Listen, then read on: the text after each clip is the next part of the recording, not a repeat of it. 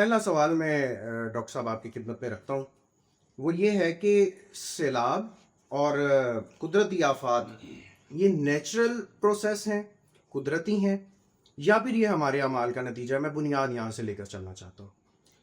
जी बहुत शुक्रिया फैज़ान साहब, ख़ास कर आपके चैनल का शुक्रगुज़ार हूँ। जिस तरफ आपने इशारा किया है, यकीनन इस वक्त मुल्क पाकिस्तान जो दरपेश मसाइल हैं या कुदरती आफात का सामना कर रहे हैं, यकीनन ये हम सब के लिए इबरत भी है और यकीनन ये हमारे लिए आजमाइश का एक ज़रिया भी है और इसके लिए हमारे आमाल भी इसमें मुलव्विस हैं। इसमें सबसे पहली तो मैं ये गुजारिश करूं कि यकीनन हमारे मुल्क पाकिस्तान के जो अहबाब हैं, जहाँ पे भी रहने वाले हैं, यकीनन हर हवाले से वो उनके साथ हैं जिनका माली नुकसान हुआ, जानी नुकसान हुआ।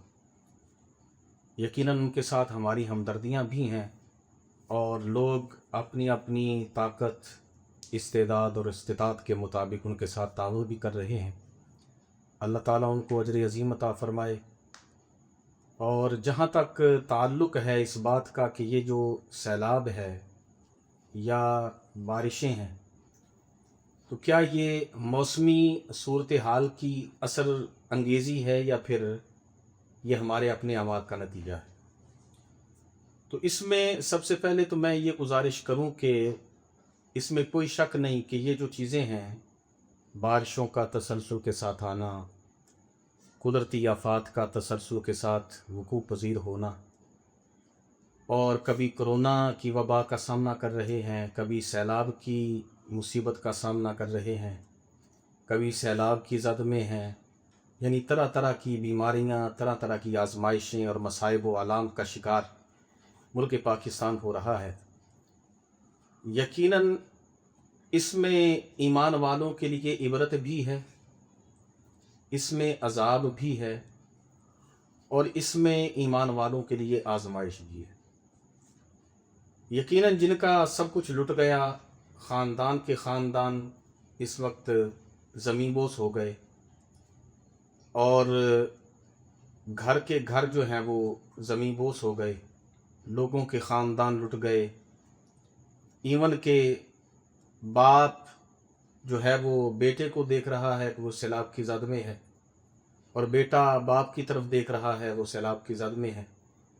तो यकीनन ये सारी जो चीज़ें हैं ये उनके लिए अज़ाब का पेश खैमा है, और जो अहबाब उनमें बच गए यकीनन उनके लिए आजमाइश है कि अल्लाह रब्बुल इज़्ज़त ने एक तरफ उनको झंझोड़ा है, एक तरफ अल्लाह रब्बुल इज़्ज़त ने इस्लाही तौर पे उनको बावर करवाया है कि अगर तुम भी मेरी तरफ नहीं झुकोगे, मेरी तरफ नहीं आओगे, तो तुम भी इन चीज़ों का शिकार हो सकते। और जिन लोगों की तरफ सैलाब या इस तरह की चीज़ें अभी तक नहीं पहुंची, तो उनके लिए ये चीज़ें इबरत हैं।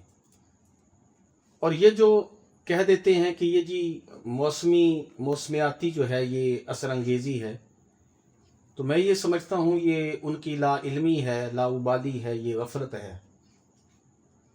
अल्लाह रब्बुल इज़्ज़त ने सूरह शूरा है, अल्लाह रब्बुल इज़्ज़त ने इरशाद फरमाया कुरान करीम के अंदर, वमा असाबकुम मिन मुसीबतिन फबिमा कसबत ऐदीकुम।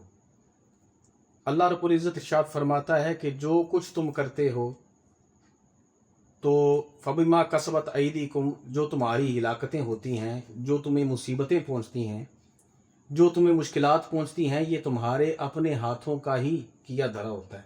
ये तुम्हारी अपनी ही कमाई है जो तुम्हारे सामने आ रही होती है। तो ये चीज़ें यकीनी तौर पर ये अजाब ही है कि हम देखते हैं कि एक इलाका ज़मीन बोस हो रहा है, 100 साल से एक ख़ानदान बस रहे हैं, गाँव बस रहे हैं, लेकिन इसके बावजूद जो है वो ज़मीन बोस होते चले जा रहे हैं। लेकिन कुछ चीज़ें मैंने अर्ज़ किया कि ये हमारे लिए इबरत भी हैं।